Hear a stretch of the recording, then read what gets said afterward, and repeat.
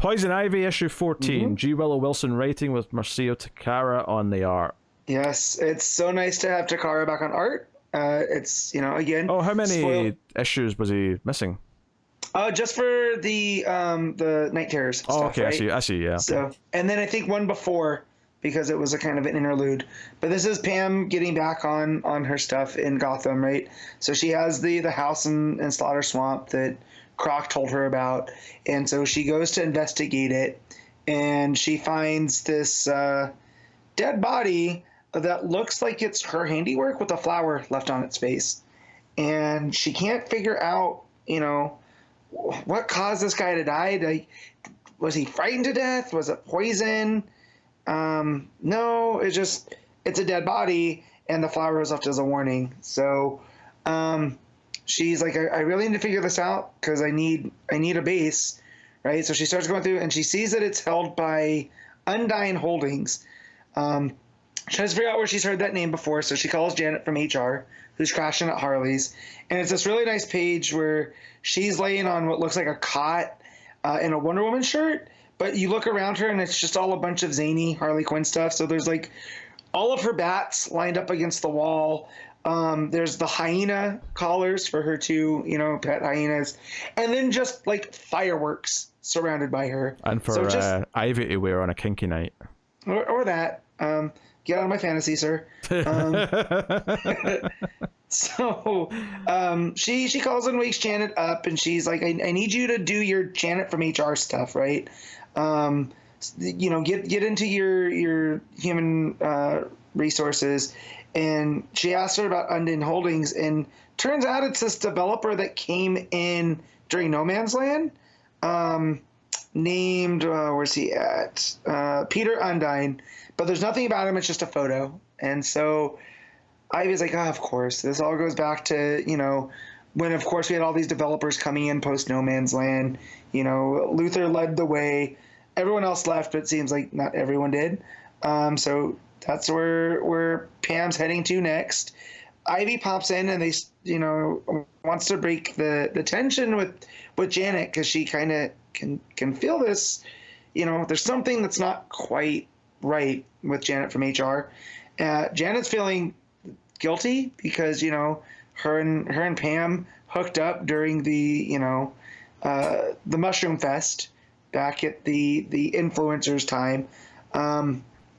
And Harley's kind of like, yeah, I might as well try to get along with you. It's going to make Pam happy. And that's, kind of what I'm trying to do right now. As Pam's going through this house in the swamp, she basically, for lack of a term, starts tripping balls, right? She opens this door, and it looks like one of those MC Escher paintings where all of the stairwells bleed into each other, right? And she's like, well, this can't be right? Poison and stuff doesn't affect me. So what is going on here? Is it some kind of illusion? Is it a trap? So she starts, moving backwards, and she can start seeing her pheromone signature. So that's how she starts to get out of this maze. But then it leads her to a dead end to where she started, but there's more. So, she starts, there's like, she hears like a grumbling, runs off in a different direction because she thinks that there's got to be a scientific explanation. She's still a scientist. Janet from HR goes to like an interview with a HR lady, and she starts digging for news or for any information about this Peter Undyne, where she kind of gets the puff piece on him that, oh yeah, he's this great guy and he wants to redevelop Gotham for the better, and that's his mission from the start. And but what he's found is, or what she finds is that he's used this proprietary steel that's used in all this thing, and he hides toxic waste in it, right? And so that might be what's causing Pam's reactions in this building. Janet realizes that she's not going to get the job, so she leaves a call. Pam's not answering, and she ends up having a run-in with Batman. So Batman comes in and he looks terrifying. So Takara does this really good job of putting him all in shadow so he looks more like a creature. The main problem is that this is during the daytime, right? So he has to have an excuse to get Janet down this alley. But Batman comes in and kind of like tries to shake her down. She yells to get away from him, but then Bruce steps out of the shadows to see him more human. And the creepy thing in this scene is that Batman's smiling, so it almost doesn't feel like Batman. Like, it's very off-putting, and I don't know if that's Wilson making a commentary on just seeing Batman happy is unsettling, or if it's, this is maybe not Batman because he's talking in black speech bubbles. But it might be Batman because he lets her know that he knows exactly who Janet is, pulled all her records, where she went to business school, she was a lacrosse player. It doesn't strike him as, normal that she's a sidekick for a terrorist. So there's something up. And he tells her, like, get away from Pam before things get bad. This is not your realm. So how does Janet respond to this? She doesn't tell Batman, hey, chill. She panics and hits him with her purse, which does stun him. And he just looks at her and is like, seriously? And then she takes off where Harley ends up grabbing her and is like, did you really hit Batman with your purse? Because that's not a good sign, right? What do you think was going to happen? And she's like, I didn't think. That was just my first reaction.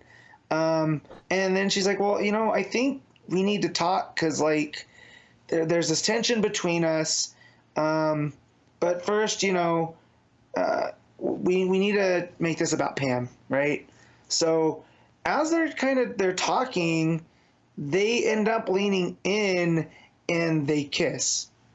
And it cuts back to Pam. She's running around in this building.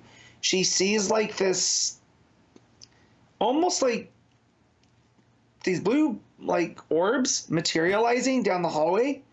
And when she turns around, it's this guy in a blue suit with a blue flower on his face.